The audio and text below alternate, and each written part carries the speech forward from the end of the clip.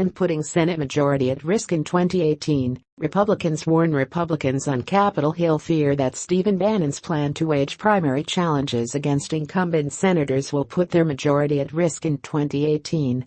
Senate GOP aides warn that Bannon, Trump's former chief strategist, is not motivated by a desire to advance President Trump's agenda, but instead by a quest to remake the GOP in his own nationalist image. If anyone misunderstands what Steve Bannon's goal is, they have to open their eyes. He doesn't care if we win or lose the Senate. He doesn't care about the consequences for the president, said one Senate Republican aide. Mr. Bannon, it seems clear, does not care about Republicans maintaining their majority in either chamber. He's putting his former boss's agenda on the line in his quest to take over and destroy the Republican Party, the source added. Bannon did not respond to an email summarizing the criticism of Senate GOP aides. The former White House advisor this week said he's working to field primary challengers against incumbents such as Sens. Roger Wicker, R. Miss.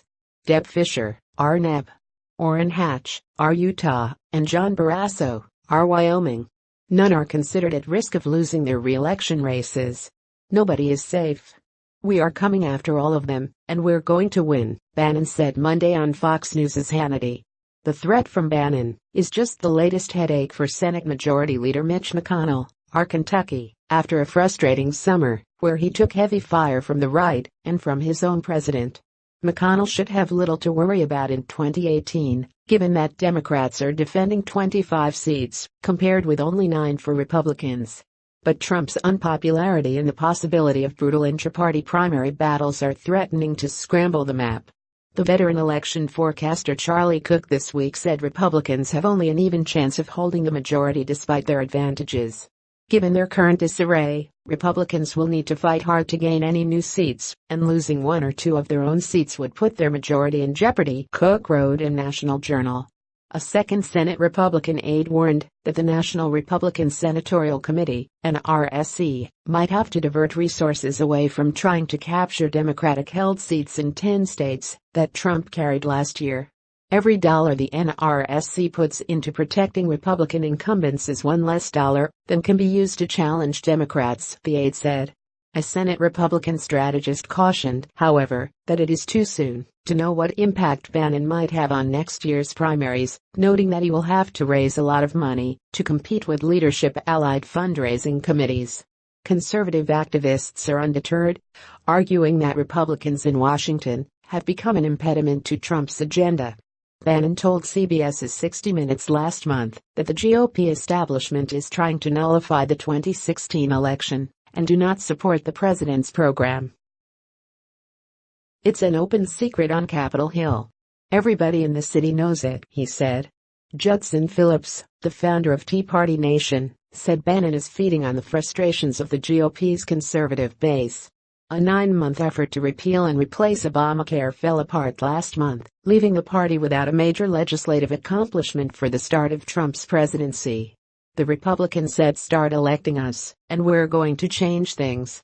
Well, they have the House, the Senate and the White House, and Obamacare's not repealed, tax reform is not being done, and the wall is not being built, he said.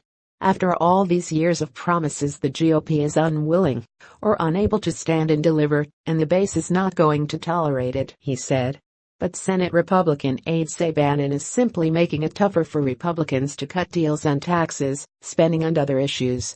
It makes it harder to enact the president's agenda, said a second Senate Republican aide. Bannon's clout with the base grew last month after he helped Judge Roy Moore defeat incumbent Senator Luther Strange in an Alabama Republican runoff election. The Senate Leadership Fund, a super PAC allied with McConnell, spent more than $10 million to help Strange. Now Bannon is setting his sights on Barrasso, Hatch, and Fischer. The possibility of a challenge from the right could make it tougher for Hatch, the chairman of the Senate Finance Committee, to strike a deal with Democrats on taxes or to reauthorize the Children's Health Insurance Program, Senate GOP aides warn. Those aides say Bannon's campaign also casts a cloud over bipartisan negotiations to stabilize the individual insurance market, which some lawmakers say is needed to help constituents living in areas of the country where private insurers have pulled out.